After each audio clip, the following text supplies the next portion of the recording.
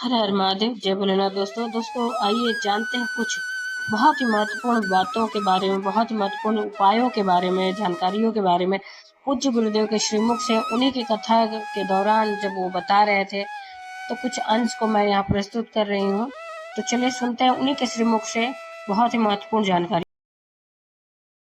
देवी शंकर के मंदिर में जाओ, शिव जी का पूजन कर जब वापिस आओ तो शंकर भगवान के मंदिर में जो बाहर नंदी बैठता है उसके कानों में ओम नमः शिवाय बोलकर अपने मन की कामना उसके कानों में बोलकर आप आ जाइए। आपकी कामना 3 महीने में पूरी हो जाती है। नंदी का ईश्वर भगवान का स्मरण करिए। अगर 7 बेलपत्र आप शंकर को समर्पित करते हो तो 1 बेलपत्र नंदी भगवान पर भी अवश्य समर्पित करें। नंदीश्वर भगवान शिव को समर्पित, 1 बेलपत्र नंदीकेश्वर की ओर चढ़े। और बहुत ध्यान दीजिए महाराज, अगर कोई काम अटक रहा है, नहीं हो रहा, बहुत प्रयास करा तो भगवान शंकर के मंदिर में 5 बेलपत्र चढ़ाइए। और शंकर भगवान की जो छोटी लड़की है अशोक सुंदरी, आपको बताया था ना अशोक सुंदरी का स्थान, भगवान शंकर की 6 लड़कियां हैं, उसमें से सबसे छोटी लड़की अशोक सुंदरी की जगह पर 1 बेलपत्र चढ़ाइए। फिर 1 बेलपत्र नंदीकेश्वर पर चढ़ाइए। और नंदीकेश्वर पर चढ़ाने के बाद भगवान शंकर के मंदिर के बाहर चौखट पर दिया लगा दीजिए साइड में, और फिर अपने घर पर आ जाइए। आपका कार्य सफल होना प्रारंभ हो जाए। नंदीकेश्वर भगवान नंदीकेश्वर का स्मरण कर लेने पर जीव आनंद सुख की अनुभूति करता है, आनंद सुख को पाता। भगवान नंदीकेश्वर का पूरी दुनिया में केवल एक केदारनाथ ही एक ऐसा है जहां पर ओम कुंड विराजमान है। कौन सा कुंड है वहां पर? ओम कुंड। जो बच्चा हकलाता है, तोतला बोलता है या गूंगा होता है, जिसकी वाणी नहीं होती, वो अगर ओम कुंड पर जाकर ओम बोलने का प्रयास करता है तो जितनी देर तक उसके मुंह से घुन्न की आवाज निकलती है उतनी देर तक ओम कुंड में से पानी का बुलबुला निकलता रहता है। और 7 या 8 बार बोलने से व्यक्ति हकलाना छोड़ देता है, तोतला बोलना छोड़ देता है, और उसकी वाणी आ जाती है। वो ओम कुंड केदारनाथ जी में बसता है। कहां बसता है? केदार। जब सीता जी विवाह कर आई, कौशल्या जी ने कहा, जानकी, हे जानकी, हमारे यहाँ की रीति है, घर में बहू पहली बार आती है तो मीठा भोजन बनाती है। जाओ, या तो खीर बनाओ, या मीठी भात बनाओ, या मीठी चुली बनाओ, कुछ भी करो, हलवा बनाओ, सीरा बनाओ, पर मीठा बनाओ। बनाइए, जाओ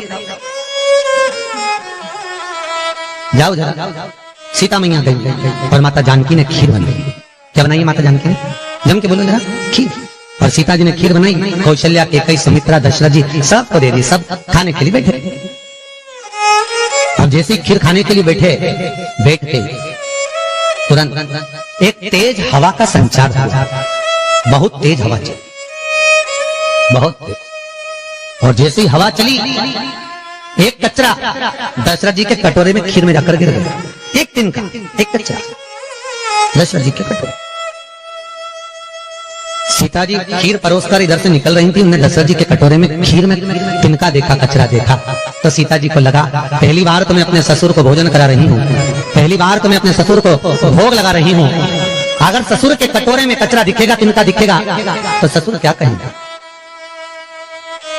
ये ससुर कहेंगे क्या कि मेरी बहू ने मुझे खाना दिया, भोजन दिया, और उसमें भी कचरा दे दिया, और पहली बार तो मैं भोजन दे रही हूं, करूं क्या? सीता जी रसोई घर में गई, और रसोई घर में जाकर माता जानकी ने, माता सीता रसोई घर में पहुंचते सीता जी झरोके में से, खिड़की में से जो कटोरे में तिनका पड़ा था खीर के अंदर, मां जानकी उस तिनके को निगाहों से देखने लगी। ऐसी निगाह से जानकी जी ने देखा, सीता ने देखा कि वो कचरा कटोरे के अंदर ही जलकर भस्म हो गया। वो तिनका कटोरे में ही जल गया, बस। अब तिनका कटोरे में जब जलकर भस्म हुआ, दशरथ जी ने देख ली। और दशरथ जी ने देखा, तुरंत दशरथ जी उठकर सीता के पास में गए। तुरंत, जानकी, जानकी, पिताजी आप आए हो, आओ बैठो। पिताजी रसोई घर में आए आप, मुझे बुलाते मैं आती दौड़कर। आप रसोई घर में क्यों आए पिताजी? कैसे आना हुआ? कैसे आए हो? बोलो। दशरथ जी ने कहा, बहू आज तुझसे कुछ मांगना है। पिताजी मुझसे? आज तो मैंने पहली बार आपको मीठा भोजन बनाकर खिलाया है, बहू को कुछ देना चाहिए, और आज ससुर मांगने के लिए आए। मेरे ससुर मांगने के लिए आए हैं, राजा दशरथ आज सीता से मांगने के लिए आए हैं। ये क्या? बहू आज मुझे तुझसे कुछ मांगना है, देगी? हाँ पिताजी, मांगो, क्या चाहिए? सीता, पहले राम की सुगंध था कि तुझसे जो मांगूंगा तुझे देना पड़ेगा। सीता जी कहती हैं, प्रभु पिताजी, मैं भले सुगंध न खाऊं पर जो मांगोगे दे दूंगी, बोलो क्या चाहिए? बोलो ससुर जी, आपको क्या चाहिए? पिताजी क्या चाहिए? दशरथ जी बोले, वचन तो देना पड़ेगा, पहले वचन दे। वचन देती हूँ पिताजी। ये सीता अपने ससुर दशरथ को आज वचन देती है, जो रसोई घर अन्नपूर्णा में जो आप मांगोगे मैं दूंगी। तो दशरथ जी ने कहा, तूने वचन दिया है सीता, तो मुझे आज वचन के रूप में दे दे कि जैसे आज तूने कटोरे में पड़े हुए तिनके को देखा, ऐसा किसी दुश्मन को। 2 बार पशुपति व्रत कर लिए, आपने ये कर लिया, आपने प्रदोष कर लिया, आपने सोमवार कर लिया, आपने सारे अनुष्ठान कर लिए, बहुत सारे उपाय भी करे। तो शुक्रवार के दिन अगर शंकर के मंदिर में जल चढ़ाया जाए तो नारी का अखंड सौभाग्य होता है। शुक्रवार के दिन बेलपत्री के वृक्ष के नीचे बैठकर घृत का दिया लगाकर शरीर में जो रोग है उसका स्मरण कर कल करके देखना, जो बच्चा चिड़चिड़ कर रहा हो, बहुत गुस्सा कर रहा हो, बहुत गुस्सा, जो बहू चिड़चिड़ कर रही हो, जो सास चिड़चिड़ कर रही हो, भाई बंधु कुटुंब कोई चिड़चिड़ कर रहा हो, बहुत क्लेश घर में हो रहा हो, एक कटोरी में पानी लो, तुमरुका जी का नाम लो, शिव जी का नाम लेकर, तुमरुका जी का नाम लेकर थोड़ा सा पानी का आचमन करा दो। 10 मिनट 5 मिनट में एकदम चुप, लड़ी नहीं सकती, गुस्सा। लक्ष्मी सबसे ज्यादा प्रसन्न कौन से दिन होती है? जम के बोलिए जरा। शुक्रवार। तो शुक्रवार को लक्ष्मी सबसे ज्यादा प्रसन्न क्यों होती है? शिव महापुराण, यहाँ तक विष्णु पुराण करती है, स्कंद पुराण वर्णन करती है, कार्तिक खंड वर्णन करता है कि तुलसी का क्यारा गोल है, चौकोर है, षडाकार का है। उसका भी प्रमाण हमारे शास्त्र में लिखा हुआ है कि अगर तुलसी का कुंड गोल है तो वो ऐश्वर्य प्राप्त करता है, तुलसी का कुंड चौकोर है तो वो वंश की वृद्धि करता है, तुलसी का कुंडा अगर षडाकृति का है, 6 फलक वाला है तो वो घर में संपदा की वृद्धि करता है। ये तुलसी के कुंड का भी प्रमाण हमारे यहाँ शास्त्र में लिखा हुआ है कि कुंडा कैसा होना चाहिए, तुलसी के कुंड की आकृति कैसी होना चाहिए। उसका प्रसन्न होने का कारण क्या था? लक्ष्मी जी के 2 भाई थे, दोनों की शादी नहीं हो रही थी, दाता और विधाता, दोनों का विवाह नहीं हो रहा।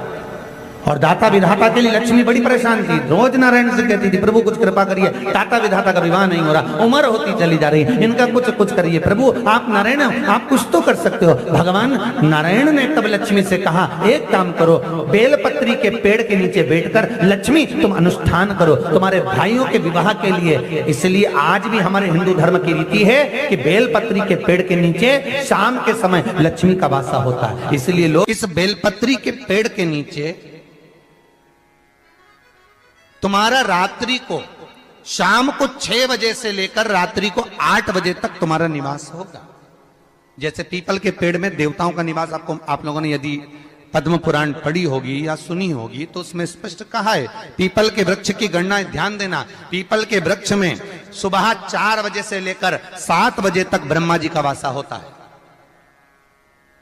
पीपल के वृक्ष में सुबह 7 बजे तक ब्रह्मा जी का वासा, 7 बजे से लेकर 10:30 बजे तक पीपल के वृक्ष में भगवान विष्णु का वासा होता है। कितनी बजे तक? 10:30। 10:30 से लेकर 11:30 12 बजे तक पीपल के वृक्ष में पितरों का वासा होता है। इसलिए हमारे यहाँ पितरों को श्राद्ध पक्ष में जो भोजन कराया जाता है वो 10:30 से 12 के बीच में कराया जाता है। 12 बजे के बाद पीपल के वृक्ष में दोपहर के 1:30 बजे तक आहूतों का वासा रहता है। आहूत कौन? जो गर्भ में शांत हो गए, जो कुंवारी अवस्था में शांत हो गए, जो जन्म लेने के बाद उनका विवाह नहीं हुआ और शांत हो गए, उन आहूतों का वासा उस पीपल के वृक्ष में दोपहर में 1:30 बजे तक रहता है। उसके बाद में प्रेतों का वासा चालू होता है। इसलिए दोपहर के समय पीपल के पेड़ की परिक्रमा नहीं होती। फिर शाम को 4 बजे से 7 बजे तक पीपल के वृक्ष में शंकर जी का वासा होता है। इसलिए शाम के समय पीपल की परिक्रमा नहीं होती। 7 बजे के बाद में पीपल के वृक्ष में रात्रि को 9 बजे तक कुबेर का वासा होता है। फिर 9 बजे के बाद में प्रेतवास चालू होता है पीपल के वृक्ष में।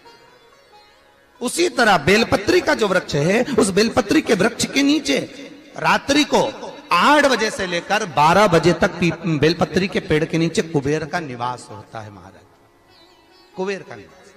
प्रयास करा करो इसी बेलपत्री के पेड़ के नीचे हम दीप लगाएं, घी का दीप। यदि संपदा की कमी हो तो, अगर भगवान ने खूब संपदा दी है तो भले मत लगाओ, कोई दिक्कत। महामृत्युंजय मंत्र का यदि आप जाप करते हो और आपको मालूम पड़ गया कि शरीर में मुझे ये रोग हो गया है, मुझे शुगर हो गया है, मुझे बीपी हो गया है, मेरा ब्लड प्रेशर ऊंचा नीचा रह रहा है, कोई भयंकर रोग, मेरे रिश्तेदार को कोई कैंसर जैसा रोग हो गया, किसी को कोई थायराइड हो गया, किसी को कोई किडनी और लीवर में सूजन हो गई, किसी को कहीं किडनी और लीवर में तकलीफ हो गई। तो शिव महापुराण की कथा कहती है, नवग्रह शिव महापुराण की कथा कहती है कि बेलपत्री के वृक्ष के नीचे महामृत्युंजय मंत्र का जाप जो शुक्रवार की शुक्रवार घी का दिया लगा कर करता है, उसके रोग बाबा देवाधिदेव महादेव समाप्त करते चले जाते हैं। ये संजीवनी मंत्र शुक्रवार के दिन भगवान शंकर को शुक्र को दिया था, इसलिए उसकी प्रदान शुक्रवार के दिन बेलपत्री के वृक्ष के नीचे बैठकर घृत का दिया लगाकर शरीर में जो रोग है उसका स्मरण कर कर शंकर जी से विनय कर कर, हे भोलेनाथ, आपने शुक्र देवता को संजीवनी मंत्र दिया है, तो क्या आप मेरे को वो मंत्र प्रदान नहीं करोगे? मेरे रोग, मेरी बीमारी, मेरे दुख को आप नहीं हरोगे? शिव से कहो, ये शरीर आपने दिया है और भजन करने के लिए दिया है, स्मरण करने के लिए दिया है, कीर्तन करने के लिए दिया है, तो संभालोगे भी आप। और बेलपत्री की ओर मुख कर घी का दिया लगाकर महामृत्युंजय मंत्र का स्मरण कर लेने पर धीरे धीरे धीरे धीरे धीरे धीरे वो रोग समाप्ति की ओर आता चले जाता। अगर आप शंकर भगवान को एक लोटा पानी अगर शिव को समर्पित कर रहे हो, श्वेत पुष्प को रख कर शंकर जी के ऊपर सफेद फूल को चढ़ाकर अगर एक लोटा जल भी एक पात्र जल भी शंकर को समर्पित कर रहे हो, तो ये लक्ष्मी के लिए ही तो कर रहे हो। और कौन सी लक्ष्मी? पूर्ण लक्ष्मी, पूर्ण लक्ष्मी। आपको पहले भी कथा में कहा, एक बार भगवान विष्णु के सामने लक्ष्मी मैया ने बहुत तेज स्वर में कह दिया था, नारायण, दुनिया के लोग आपका नाम जपते हैं, दुनिया के लोग नारायण नारायण कहते हैं, दुनिया के लोग आपका भजन करते हैं, पर सत्य मायने में कहूं ना तो मेरे बिना दुनिया के लोगों की नहीं चल सकती, मेरे बिना दुनिया नहीं चल सकती, संसार मेरे बिना नहीं चल सकता। भगवान विष्णु ने कहा ये तो गलत है लक्ष्मी आपका कहना। एक दिन लक्ष्मी को अहंकार आ गया, अहंकार के संबोधन जब माता लक्ष्मी करने लगी तो भगवान उसी समय पर भगवान विष्णु को क्रोध आ गया और भगवान विष्णु ने कह दिया, लक्ष्मी तो इतनी बड़ी बड़ी बात कहती है कि तेरे बिना नहीं रह सकती संसार? मैं तुझे कहता हूं लक्ष्मी तू अपूर्ण है, तू अपूर्ण है, तू पूर्ण कब हो गई?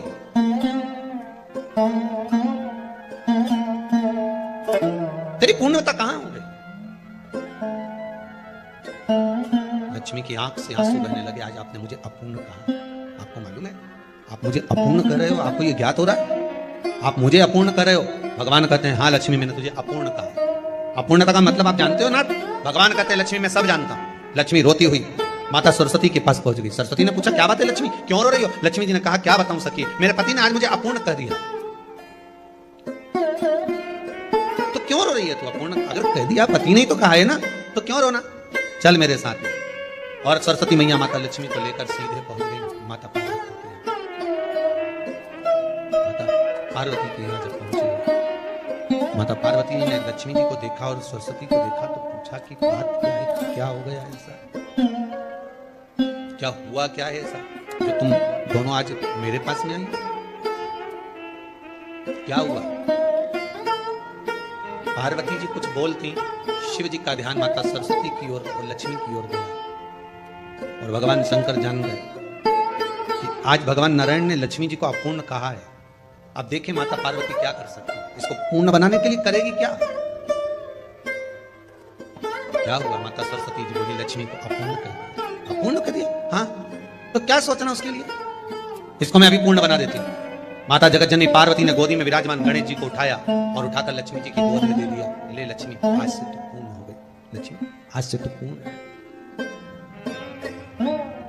गोदी में जब तक संतान नहीं है तो नारी को लोग अपूर्ण समझते हैं, पर माता पार्वती जी ने संपूर्ण ब्रह्मांड में एक सिद्धता प्रदान कर दी कि अपने गोदी के लाल को, अपने गोदी के पुत्र को माता ने लक्ष्मी की गोद में देकर लक्ष्मी को पूर्ण बनाया। शिव महापुराण यहाँ तक विष्णु पुराण करती है, स्कंद पुराण वर्णन करती है, कार्तिक खंड वर्णन करता है कि तुलसी का क्यारा गोल है, चौकोर है, षडाकार का है। उसका भी प्रमाण हमारे शास्त्र में लिखा हुआ है कि अगर तुलसी का कुंड गोल है तो वो ऐश्वर्य प्राप्त करता है, तुलसी का कुंड चौकोर है तो वो वंश की वृद्धि करता है, तुलसी का कुंडा अगर षडाकृति का है, 6 फलक वाला है तो वो घर में संपदा की वृद्धि करता है। ये तुलसी के कुंड का भी प्रमाण हमारे यहाँ शास्त्र में लिखा हुआ है कि कुंडा कैसा होना चाहिए, तुलसी के कुंड की आकृति कैसी होना चाहिए, तुलसी का कुंड होना कैसा चाहिए, उसका भी प्रमाण हमारे यहाँ स्कंद पुराण में लिखा हुआ है, विष्णु पुराण में लिखा हुआ है कि आपको क्या किस रूप में चाहिए। पर जगत है ना, दुनिया के आगे हाथ फैलाओ, जाकर निवेदन करो, यहाँ वाले बाबा के पास हो या वहाँ वाले बाबा के पास हो या उसके पास हो या उसके पास हो या जगत के पास जाओगे, दुख पाओगे, रुपया खाएंगे, चूना लगाएंगे, धक्के मारकर निकाल देंगे, 2-4-8 दिन घुमाएंगे फिराएंगे, कल आना परसों आना नरसों आना, ऐसा करना वैसा करना, बस बाबा यही घुमाते रहेंगे और तुम्हारे धन का चूना लगाते रहेंगे। पर निवेदन है इनसे बचकर शिव की शरण में जाकर भगवान शास्त्र में जो लिखा है उसके अनुसार हम क्यों ना कर्म करें जिसका फल हम पा जाए, हम क्यों ना ऐसा कर्म करें जिसके फल को हम पा सकें, हम क्यों भ्रमित हुए। हमारे यहाँ तुलसी के कुंड का भी विधान है, गोल कुंडा है ऐश्वर्य देता, चौकोर कुंडा है। आप लोग कई बार देखे होंगे किसी किसी के यहाँ चौकोर तुलसी का क्यारा होता है, कुंडा होता है, वो वंश बड़ा, षडाकृति का है, वो धन देता है, संपदा। दोष हमारा है, हम तुलसी के कुंडे के नीचे शंकर जी को रख देते हैं, क्यों कि यहीं तुलसी जी को पानी चढ़ाएंगे, यहीं शंकर जी को चढ़ा देंगे। दोष तुलसी के कुंड के नीचे हम सर्पदेव को रख देते हैं, नाग देवता रख देते हैं, पानी चढ़ाएंगे, पात्री रख देते हैं, नहीं, इसका दोष हम सबको स्वयं अगर गलती करते हैं तो स्वयं को। कैसा कुंड हो, 7 तरह के कुंडों का व्याख्यान तुलसी के रूप में कहा गया है। पहला गोल, दूसरा चौकोर, तीसरा षडाकृति, चौथा त्रिवेणी, 3 कोने वाला कुंडा।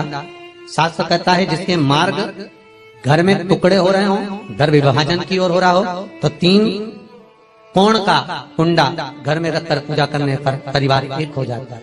5वां, गार्डन में बिना कुंडे का, बिना कुंड का जो तुलसी का पौधा रोपित होता है, बिना कुंड के एक बगीचा जैसा बो दिया जाता है, तुलसी तुलसी उत्पन्न हो जाती है। महाराज वहां पर संपदा तो रहती है पर चिंता बहुत रहती है, टेंशन बहुत रहती है। क्यों?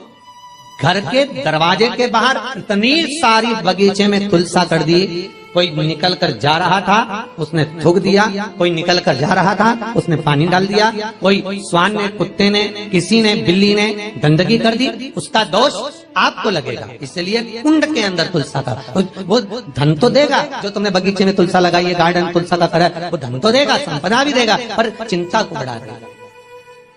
5 मारा। 6, तुलसी के कुंड को 3 धार पर लटका कर रखना।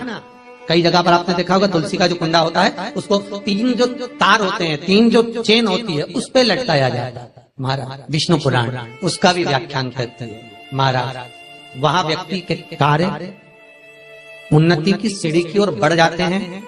जैसे भोजन की थाली लग गई, भोजन तैयार हो गया, बस खाने बैठे हो और थाली खसक गई, समझ लेना कि तुलसी को अधर पर लटका कर रखा है। इसलिए कार्य तो हो रहे हैं, बनने वाले हैं, 4 दिन बाद ये काम होने वाला है, 8 दिन बाद ये काम होने वाला है, लग रहा है कि इसमें इतना फल मिलेगा, लग रहा है इस व्यापार को करेंगे तो इतना फायदा हो जाएगा, सब कुछ करा, लाखों रुपए लगा भी दिए, थाली मालूम पड़े खसक गई, अधर लटका है। 7 क्रम है तुलसी के, ये 6ठा क्रम बताया। तुलसी का 7वां क्रम, तुलसी का 7वां क्रम है। महाराज तुलसी का कुंडा जैसा घर के आंगन में है, तुलसी का कुंड जैसे घर के आंगन में विराज रहा है, ऐसा ही छोटा सा कुंड भगवान के लिए रोपित करें। प्रतिदिन भगवान की सेवा करते समय तुलसी का कुंड सम्मुख रखकर उसकी आराधना करना, फिर उस कुंड को वापिस बाहर ले जाकर रखना, फिर दूसरे दिन पूजन के समय पर कुंड को लाकर रखना। हम तो यहाँ तक कहते हैं विष्णु पुराण गर्ग संहिता कल्याण का तुलसी अंग यहाँ तक वर्णन करता है कि आप पूरे साल ये नहीं कर सकते तो कम से कम कार्तिक के महीने में भगवान के सामने। तो उम्मीद करते हैं जानकारी आपको अच्छी और उपयोगी लगी होगी। अगर अच्छी और उपयोगी लगी तो एक लाइक छोटा सा अवश्य करिए। आप पहली बार मेरे चैनल पे आए तो मेरे चैनल को सब्सक्राइब करिए, बेल नोटिफिकेशन अवश्य दबाइए जिससे आने वाले वीडियो आपको समय से प्राप्त होते हैं। दोस्तों कोई भी प्रश्न या सुझाव कमेंट बॉक्स में लिख सकते हैं। फिर मिलते हैं दोस्तों एक नई जानकारी के साथ नए वीडियो में, तब तक के लिए जय भोलेनाथ, हर हर महादेव, श्री शिवाय नमस्तुभ्यम। धन्यवाद दोस्तों।